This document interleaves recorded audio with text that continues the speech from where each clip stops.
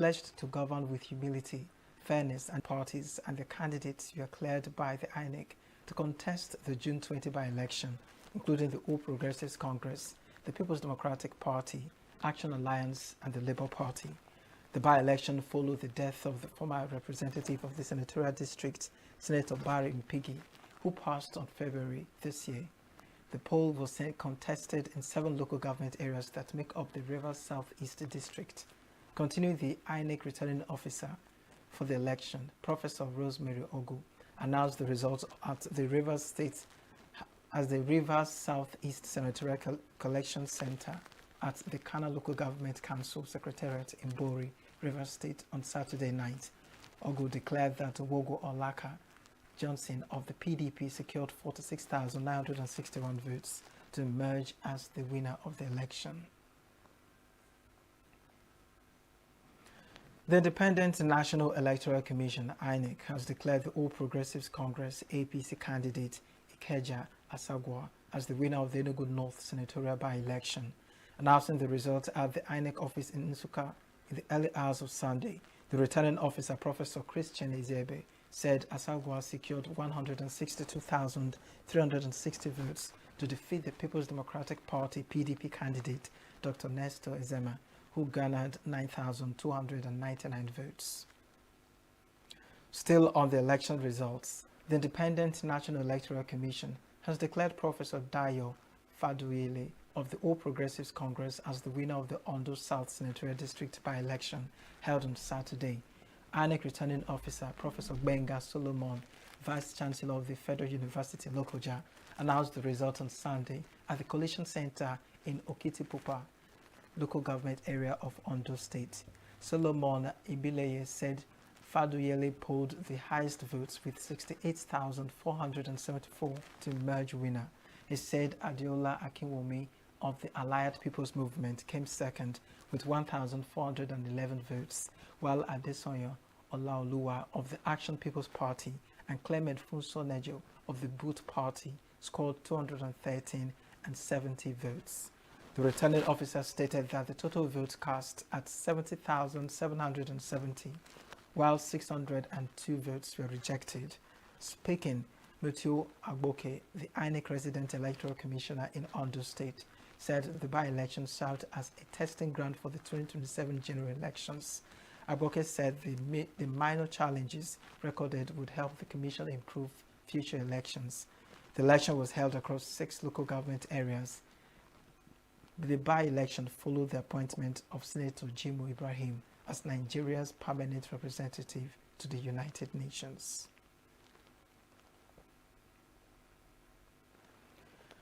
The Independent National Electoral Commission has declared the All Progressives Congress candidate Rabiu Shaibu winner of the Dawankin Kudu Warawa Federal Constituency by-election in Kano. The returning officer, Professor Umar Sani, declared Shaibu the winner of the election held on Saturday. He said that Shaibu polled 35,356 votes to defeat Lawal Gaba Haruna of the Allied People's Movement APM, who scored 268 votes, and Abubakar Yahaya Muhammad of the Labour Party, who garnered 98 votes. The by-election was conducted to fill the vacancy created by the death of Muhammad Danjuma Hassan of the New Nigerian People's Party, NNPP. The Federal High Court in Abuja is to hear a suit filed by an aspirant, Dr. Yakubu Kingsley, challenging the emergence of former Governor of Rivers State, Donald Duke, as the presidential candidate of the People's Redemption Party, PRP, in the 2027 general elections. The case, which is coming up for hearing for the first time on Monday, was fixed by Justice Mohammed Umar. Hearing notices to the effect had been issued and served on parties in the suit. The plaintiff wants the court to determine whether Duke was duly returned as the presidential candidate of PRP in May 25 primary election, in which the results were declared on May 26, despite not being a registered member of the party as of May 4th, when the PRP membership register was submitted to INEC. He therefore sought a declaration that the ex-governor, not having been a registered member of PRP, cannot participate in the party's primary election held on May 25, where he was declared the winner on May 26. he sought a declaration that Duke ought not to have been declared for the presidential primary election contest, having failed to comply with the party's guidelines for physical presence at the screening at its national secretariat. He also sought an order directing the commission not to recognize Duke as PRP's presidential flag bearer or to delete his name from its database as the presidential candidate of the party. The plaintiff further sought an order directing the electoral umpire to recognize him as PRP's presidential candidate. The First Lady of Nigeria, Senator Oluremi Tinubu, has urged fathers to continue their essential role in shaping the next generation. Senator Oluremi Tinubu, in her message to mark the 2026 Father's Day celebration, said fathers play a critical role in the character and shaping the future of the Nigerian children. The message comes as many Nigerians observe the holiday with family gatherings, church services, and public events, reflecting on the social and cultural importance of fatherhood in a country grappling with economic and security challenges. By elevating the role of fathers, Senator Tinubu's remarks spotlight the quiet but critical contribution of family leaders to national resilience and social cohesion. The Joint Admissions and Matriculation Board has formally ended admissions into affiliated degree programs run by colleges of education, marking a major shift in Nigeria's teachers' education system and effectively making the Nigerian Certificate in Education the sole entry route into the institutions from the 2026 to 2027 academic session. The decision is contained in JAMB's newly released NCEND Agric Registration Guidelines issued by the Office of the Registrar in June 2026. JAMB also ruled out direct admission into 100 and 200 levels in colleges of education, insisting that all fresh entrants must now come through the NCE program.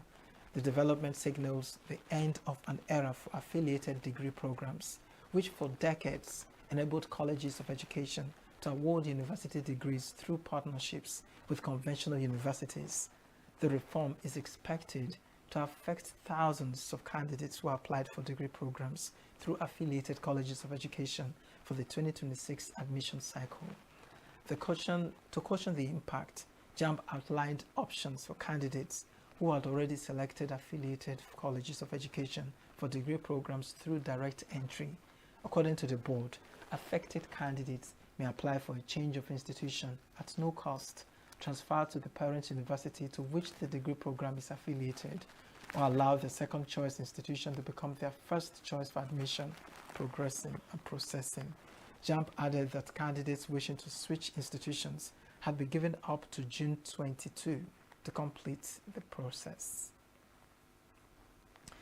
An 84-year-old grandpa, Godfrey Oji, and 75-year-old Godwin Obiora are now cooling their heels in the custody of the National Drug Law Enforcement Agency, NDLEA, following their arrest for dealing in illicit substances, which they sell to teenager secondary school girl students in Umuahia, Abia State Capital. An NDLEA statement on Sunday said Pa Obiora was arrested by operatives of the agency on Friday, following credible intelligence that he was selling illicit substances to young students and others in his patent medicine store located at 4 Club Road, Umuahia, where 4.64 kilograms of opioids, including tramadol and diazepam, were recovered from him during a search of his premises. In his case, Pa Oji, who is a pensioner and also into the illicit drug trade, was nabbed by security guards at St. Silas Secondary School, Old Umuahia, for supplying illicit drugs to 2 teenage students in the school. The guards thereafter handed them over to the police, who in turn transferred them to NDLEA on 18th June. In a statement, one of the 2 teenagers, an SS2 student, claimed that the 84-year-old grandpa supplies him the drugs, which he takes and also sells to fellow students, while the 2 grandpas are billed to have their day in court. The students have been placed on counseling and rehabilitation. The police in Abia State said they have arrested 15 suspects, impounded 15 vehicles, and charged 9 cases to court. The police public relations officer, DSP Maureen Chalma, In a statement issued on Saturday on behalf of the State Commissioner of Police, Dan Ladi Issa, said this was in line with the directive of the Inspector General of Police and Command's commitment to enhancing security. The State Police Command emphasized they have continued the ongoing statewide enforcement operation against unregistered vehicles and vehicles bearing upscaled, defaced, altered, unlawfully covered registration plate numbers. The CP, Issa, commended the operational discipline of officers involved in the exercise and reiterated that the enforcement is aimed at strengthening public safety, improving crime prevention, and denying criminal elements opportunities to exhibit or exploit vehicle identification loopholes. He assured members of the public that all arrested suspects will be treated in line with constitutional provisions. He advised Abians to ensure full compliance with vehicle registration laws and the proper display of number plates as enforcement operations remain ongoing across the state.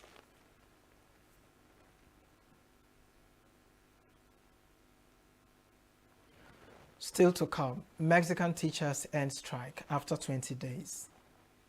Britain's King Charles to reveal personal task bill. Details shortly.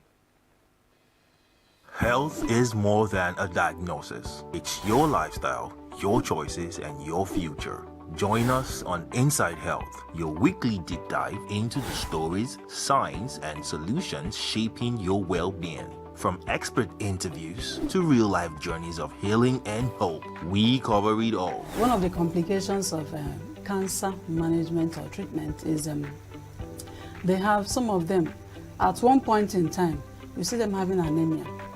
Okay, so you see them at times being transfused. But at the same time, you come in with a diet. Nutrition, mental health, innovations in medicine, fitness, and everyday wellness. Whether you're managing a condition, staying informed, or just living your best life, Inside Health is your trusted guide.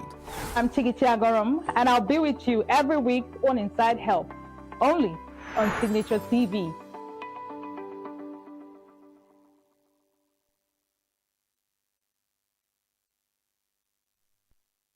A group of Mexican teachers who were striking over wages and pensions ended their protest Saturday after 20 days of street action, including attempts to disrupt World Cup events in the capital city. A breakaway group of the CNTE union had blockaded streets and held chaotic demonstrations this past month, demanding a salary increase and pension reforms. Police blocked protesters from accessing the area around Mexico City's Azteca Stadium, which has been hosting World Cup games, including the tournament opener between Mexico and South Africa on June 11. Security forces also stopped the teachers from reaching the Zocalo, Mexico's largest public square, where the World Cup Fan Fest is being held. President Claudia Sheinbaum had said her government would not respond to provocations and called for dialogue. King Charles III will reveal his personal task bill in a bid to improve transparency, Buckingham Palace told UK media on Saturday, as royal finances come under increasing public scrutiny. British monarchs are legally exempt from paying certain taxes, though they have paid some duties on a voluntary basis for decades. They also have no obligation to disclose their tax bills, but recent scandals surrounding the disgraced former Prince Andrew have thrust the royal family's finances into the spotlight. Charles will become the first monarch to share his personal tax information, a Buckingham Palace spokesperson told the Press Association. Charles's tax information will be shared on Thursday as part of the annual royal financial accounts. Under British law, monarchs do not have to pay income tax, capital gains tax, or inheritance tax. However, since 1993, and starting with the late Queen Elizabeth II, they have voluntarily paid the first two. A number of advanced humanoid robots have been spotted begging on the streets of several Chinese cities, with writers begging people for their electricity bills. According to the multiple news reports in the country, humanoid robots have taken up begging as of late, encroaching on the turf of human beggars. Hong Kong-based news websites recently reported that multiple humanoid robot beggars have been spotted on the streets of Chinese cities like Beijing, Chengdu, and Fengshun, suggesting that this is not an isolated thing, but rather an early trend. Humanoid robots such as Unitri's G1 and H2 models are some of the most advanced models on the market, but they are not cheap, so using them to beg on the streets doesn't really make sense financially, some people say. Some have suggested that these bizarre scenes may be artistic installations designed to make people reflect on the increasingly absurd relationship between humans and AI-powered robots. Nigerian quarter mailer Ezekiel Nathaniel delivered an impressive performance at the ATX Classic in Texas, United States. After claiming victory in the men's 400-meter event, Nathaniel crossed the finish line in a time of 45.49 seconds to secure first place in a closely contested race. The Nigerian athlete narrowly edged American runner Noel Williams, who finished second with a time of 45.52 seconds, while fellow American Randolph Ross placed third after clocking 45.75 seconds. The victory adds to Nathaniel's strong performances this season as he continues his preparations for upcoming international competitions. That's the wrap on Global News. I am Christopher Lely. Thanks for your company.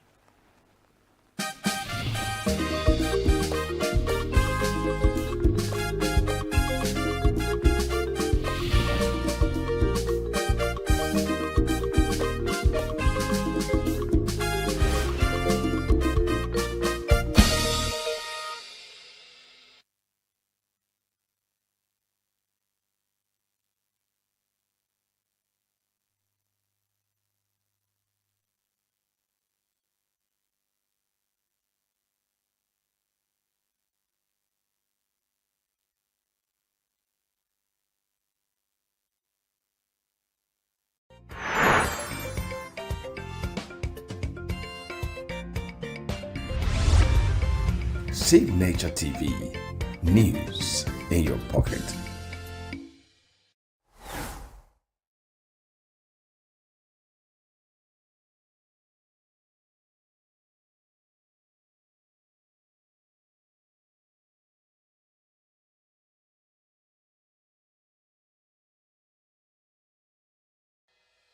Health is more than a diagnosis. It's your lifestyle, your choices, and your future. Join us on Inside Health, your weekly deep dive into the stories, science, and solutions shaping your well-being. From expert interviews to real-life journeys of healing and hope, we cover it all. One of the complications of cancer management or treatment is they have some of them at one point in time, you see them having anemia. Okay, so you see them at times being transfused. But at the same time, you come in with a diet. Nutrition, mental health, innovations in medicine, fitness, and everyday wellness. Whether you're managing a condition, staying informed, or just living your best life, Inside Health is your trusted guide. I'm Tigiti Agorum, and I'll be with you every week on Inside Health, only on Signature TV.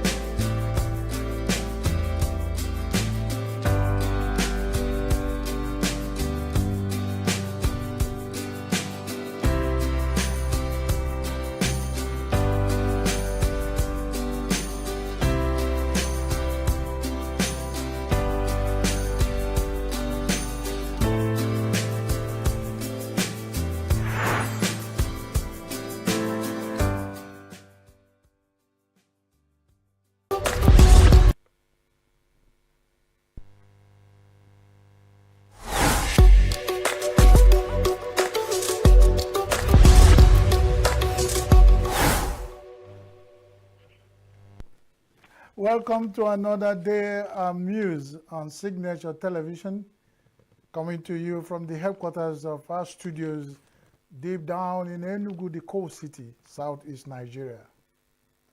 My name is Christian Chibuzo Maduka, your chief muser, the program We Think and Talk.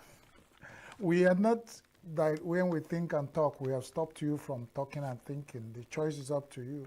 It's just that here, what we do is to think and talk. And we have selected a few things we want to think and talk about because, like my people say in our parlance here, while I know they finish.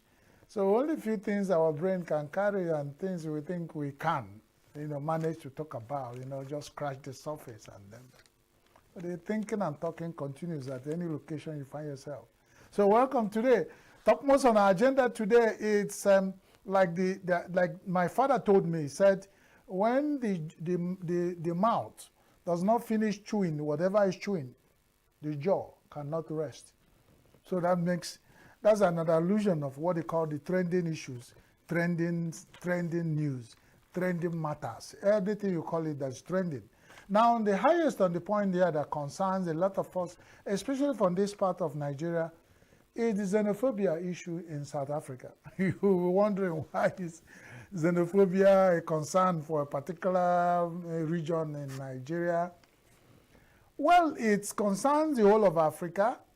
It concerns the whole of black race. It concerns anybody who is not a national of South Africa, who finds himself in South Africa doing one thing in the street of South Africa, either business, whether legal or illegal, legitimate or illegitimate, a secret or open. Whatever business you are doing there, once the South Africans look at you and say, hey, you're not supposed to be here, you are gone. And then when they find the worst word to use, they call it xenophobia. And I've been trying to understand, it doesn't join in my mind, what is xenophobia? And if the people who coined the word or they sold it to Africans and they're using it against themselves, we sit down and condemn racism.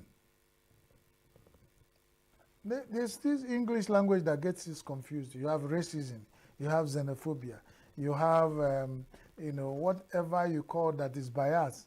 Whatever kind of bias you have, you can have religious bias, political bias, your tribal bias, your color of your skin can become a bias. Anything, the language you speak can become a bias. But from what I understand about xenophobia is that it has to do with color. And then black color against. Sometimes we are reading book, those headlines, things that they call your attention, inspirational quotes, that man against man is human. Now, when it's black against black, what do you call it? Is blackness. The xenophobia issue started like joke so many years back, but each time in every year it will rear its head. We try to suppress it, but this time in 2026, precisely just in the last 1 month or so, it has become a critical issue that has gone up to the point of diplomatic relations between Nigeria and South Africa. But the fact is that the South Africans have behaved like that big bird, they call it elephant bird in my language, when there is issues, will go and hide his head, the one he believes is most important to him, and the whole of his large elephant bird body will be outside.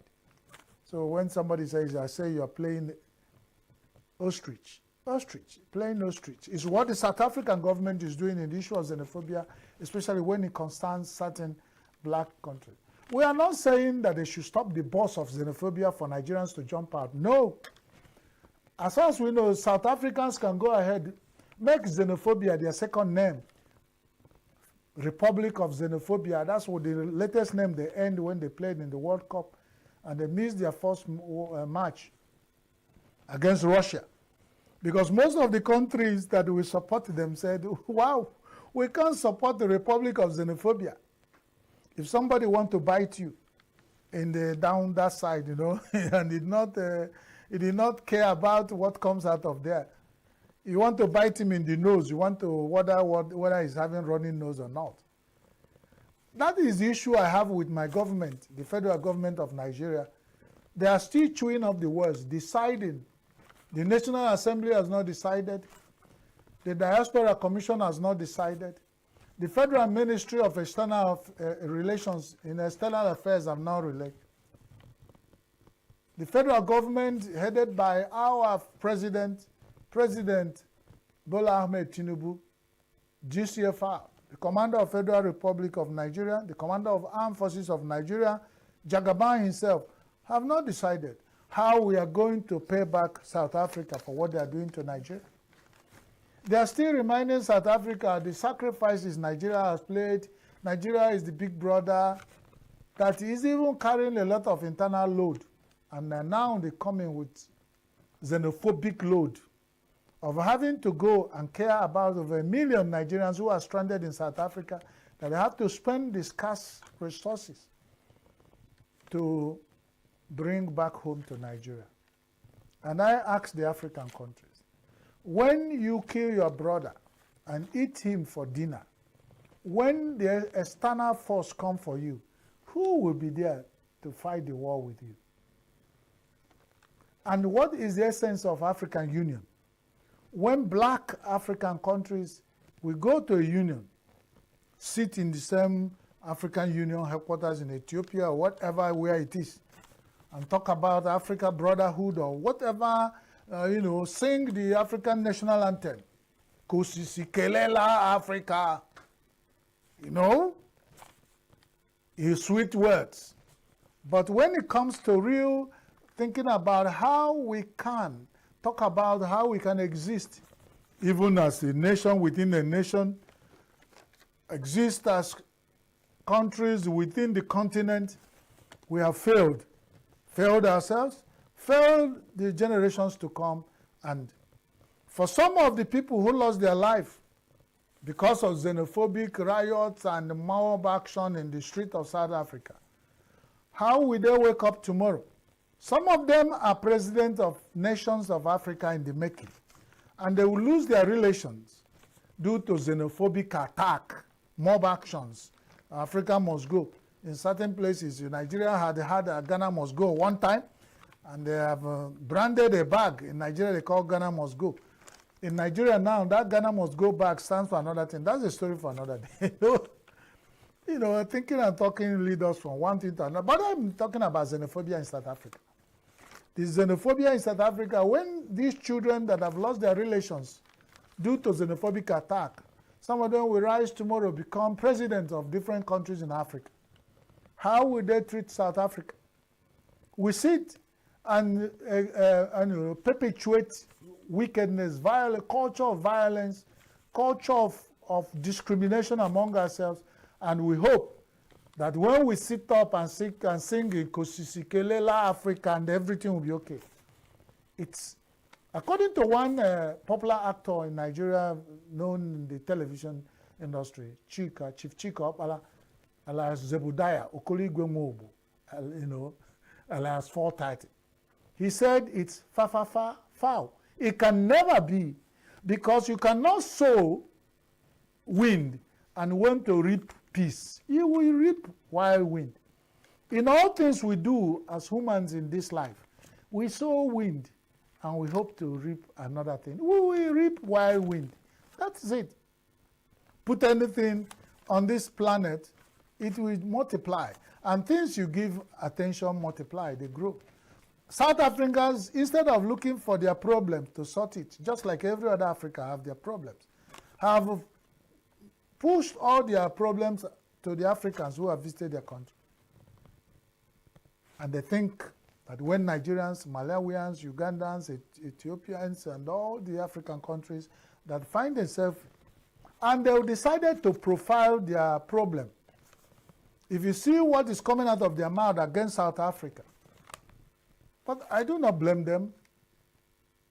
When a man who decides to go sleeping with a widow, bold-heartedly knock on the door, open it, it's because the man knows where the husband of the widow is. That's how they say it in the proverb of bone and silence in my language. So when these African countries, some of them are what I call IYC, we have a time we celebrated International Year of the Child. Some African countries are still children. But when you look at the giant of Africa, no matter how you look at it, Nigeria is still the giant of Africa, no matter how we look at it. Because my father told me, no matter how a cow suffers from diarrhea, when you kill that cow, the meat must fill a small basket. So no matter what diarrhea, economic diarrhea, banditry and terrorism that the people have connived to push onto Nigeria, hardship, internal economic hardship and all. The meat of Nigeria will still fill a bag, they call it a basket, they are long basket that the Igbo people used to carry to the market those days. No matter how a cow suffers from diarrhea, when that cow is killed, the meat must fill the basket, the long basket. So no matter how African ones are looking at Nigeria, whatever we are going through, and they're taking advantage of that to bring profiles and xenophobic tendency in them, because when you look at me and see a black man, and see a Nigerian who is the evil, you have forgotten that whenever they ask everybody to go to their maternal homes, their maternal uncle home, you will not find anybody at home in Africa. So you have some South Africans in Nigeria. I am not preaching anything. Nigerians are peace-loving, resilient people. In fact, we are always concerned about how we survive. We don't even care how the next man survives. So if the South Africans can survive because they are lazy, and they think it's Nigerians and other African countries that are a problem, they have a lot of things coming to them. Of course, they have pushed Nigerians away from their street. We are going to watch how South African streets, Johannesburg, Pretoria, and all the South African cities will turn to become Dubai overnight. We watch that. But let them know that when a man speaks and talks to a person, the person he talked to, we always remember. But him has the tendency, there is every chance that the person who has spoken will forget. South Africans, Nigeria will remember your talk about xenophobia for quite a long time. And we, especially certain Nigerians from certain part of Nigeria, the Southeast Nigerians, who have that characteristics of venturing and moving around, seeking green pastures from across, developing economies of the world globally. When they are targeted and are brought back home, we will never forget. No matter how you sing Kosisi Kelela and whatever you sing later, because you have spoken bad word. And bad word doesn't spoil. When you clean it up, bad word is show. Ajoku to him. But it becomes very brand new case. That's it. Someday, Nigeria might remind South Africa of xenophobia. When it was apartheid, Nigeria stood in gap, sacrificed. Students sacrificed their meals in the schools. A lot of people contributed, even women contributed their widow's mite, and Nigeria put it together to make sure they fought and released the South Africans from the pangs of apartheid. And now what they are being paid for, and targeted especially for Nigeria, is that Nigeria is the worst thing that can happen to South Africa. But I don't blame them. Children who doesn't know what aya is, which is war, call it aya. As a proverb of bone and silence. I won't waste much time on xenophobic South Africa and the Republic of South Africa. Let them go and build their xenophobic republic and then stay alone. The second issue that I'm going to talk about today and think about as I talk and think, as I think and talk, is malnutrition, drug abuse, has been blamed as the cause of insecurity in Nigeria. And from my little understanding of malnutrition, is one is malnutrition. When you did not feed unbalanced meal for a long time, it brings you a sickness they call kwashiorkor. But kwashiorkor is the acute level of malnutrition. So malnutrition, a lot of people, if you look at me, you know I'm malnourished. Malnourished, that's malnutrition. I've not eaten well, but mine has not gotten to the level of acute kwashiorkor. Yes? So if malnutrition is, and drug abuse is cause of insecurity in Nigeria, what brought malnutrition? Can we be a nation that where we knock on the door, we run around and ask, who is knocking? If we identify malnutrition, which is consequence of hunger, as part of what is fueling insecurity in Nigeria, where is the agbado? Where is the ewa? Where is the lafu? Where is all those things that we had The president, Jagaban, promised when he was about to ascend to the office. Is it affordable? Can we give it to our youth in a quantum? Because the president at that time promised us that that's all what Nigerian youth need, and they will not even bother about anything.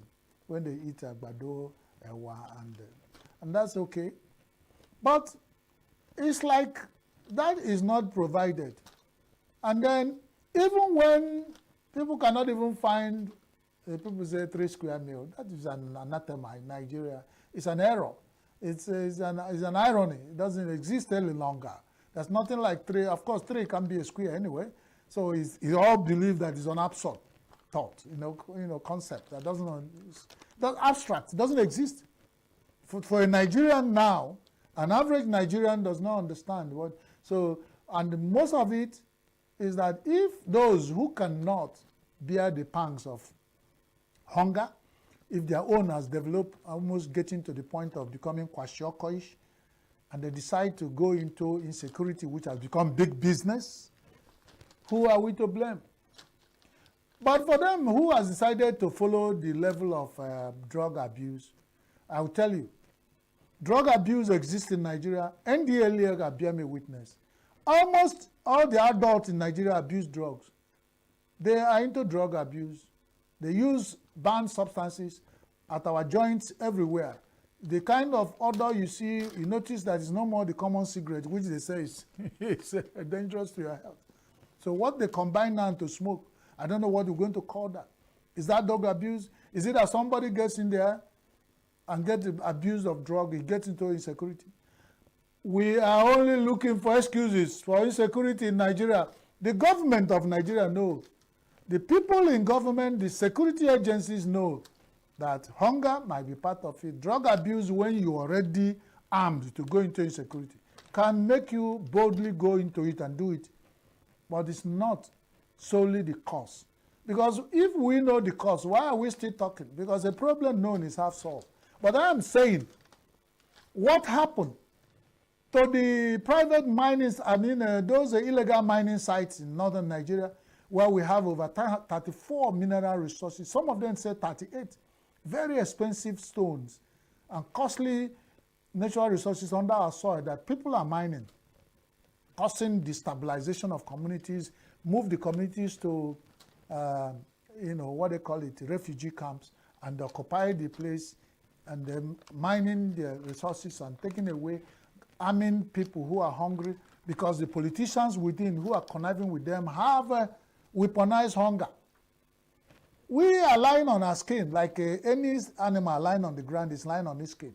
So no, we are saying even when that thing that smells hit the ceiling fan, everybody is getting the smell or even is spreading everywhere, touching everybody, directly or indirectly. And it's getting to the point that it's becoming a menace that is bigger than COVID-19. This kind of menace that is gradually encompassing Nigeria. Everybody is talking, looking for who to talk. They will push it to the broadcasters and all to talk. When we know, deep down in us, our leaders, our politicians, our people in high offices, the leaders, the commanders of the security forces in Nigeria, they have over time, within the last 20 years of this happening in Nigeria, they have researched, they know the cause. Hunger is not necessary. A typical Nigerian, only very few can go and do evil because they are hungry. Nigerians are resilient. They believe that one day things will be better. They follow. But when a lot of people are being paid heavily to go and kill their fellow Nigerians, it's no more hunger. It's no more. People with drug can help them. Tramadol and all kinds of banned substances can be. People are even turning to business to be supplying those who have got into insecurity. It's become a Nigerian, you trust them. They make money out of even people's death. And that is it. So who are we going to blame? It's easy to reel out problems. But in Nigeria is where you see everybody in the street at newspaper stand talking about Nigerian problems, but nobody brings solution. So what is, if hunger is part of what is causing insecurity, what is government doing to provide food? When farmers cannot go to the farms, Have they made the farmers, when our farmers go to the farm, have they ever asked Nigerians to give them a cup of rice to come for campaign? It's to the advantage. They say that there was this animal that hunters is a good meat for bush meat. They say when the hunter gets any animal, those giant animal that has a swollen scrotum in the bush, it is to his benefit of the hunter.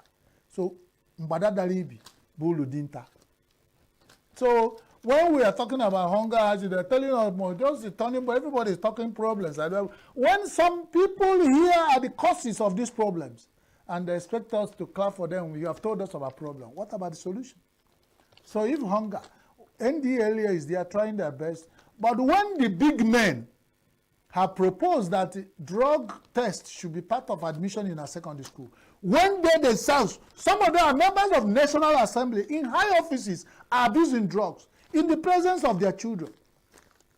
And they talk that when big goat is eating abara leaf, that the small goat are watching the mouth. I think is that our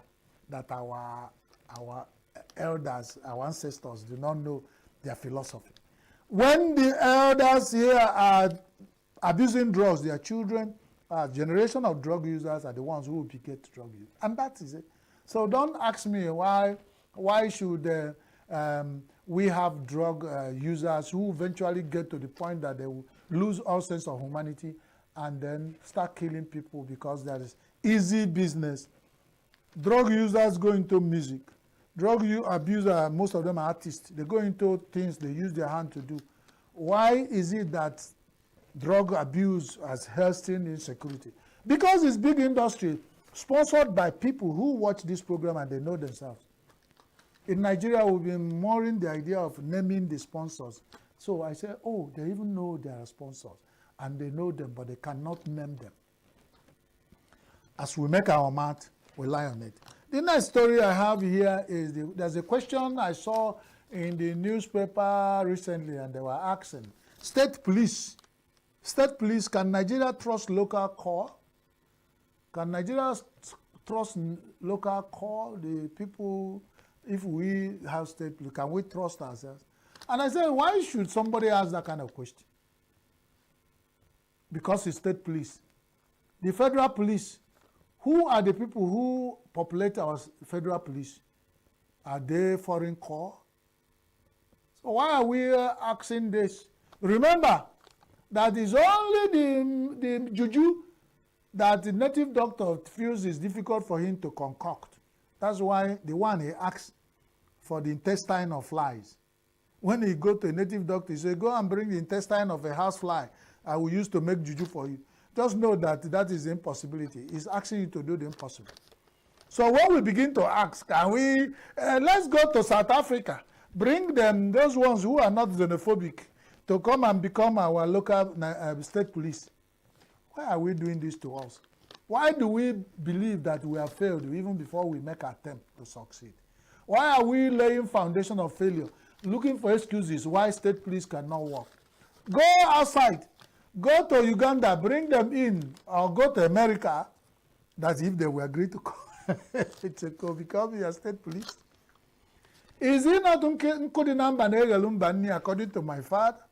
I keep quoting my father, may his soul rest in perfect peace and keep resting. Angels of heaven keep singing him to sleep. Because I've quoted him so much in my contents that I do every day. He told me that it is in Kudinamba, is the firewood you gather from a farm that you use to cook when you are in that farm. I mean, are you going to work in John Holt and go to USC to earn your farm? If Nigerians want state police, the people from the states, no state in Nigeria has a less than population of, let's say an average of 7 million people. And out of that 7 million, you can get unemployed youths that are almost over 70% of that population to make up our state police. If they are motivated and well managed, they can protect their states. With that patriotism, it means you are working for yourself. And if they are training and imbibe that, what are we talking about? Whoever is asking this question, whether we can trust, we cannot trust you. It's you that lack trust. Nigerians can trust themselves when the chips are down, because what we are fighting now is the dance we are dancing now is the dance of Nchichipwanya, the dance of so that people will not understand when I say dance of Nchichipwanya. That is the dance of there's this animal that if you see them at night, their eyes are like fire. You know, that dance of Nchichipwanya is when there's that kind of dance. There's that dance when you get to dance of Nchichipwanya, you know it's no more the greeting. That is turned to fight. When greeting past ankle level, it's turned to fight. The insecurity in Nigeria has become dance of Nchichipwanya, the dance where you open all your eyes to dance. It's no more those blues and R&B. It is dance of Apanga. Apanga is a masquerade. The dance near my village there, you must dance it like a mad person to make impression before people will realize you are dancing. The insecurity situation in Nigeria now has called for dance of Apanga. We have to dance it. Whether you trust our local corps or you don't trust them, we are going to use our local people to constitute local state policies, and they are going to work well, I guarantee you that. So take your distrust to somewhere. Don't ask question of distrust, because it's only people who do not trust themselves that bring distrust into what we do. So if that will answer their question, let's have the state police tomorrow. And with the emergency fund that the federal government has set aside, which is over 500 trillion, or billion, we will have some funds coming for state police to take start.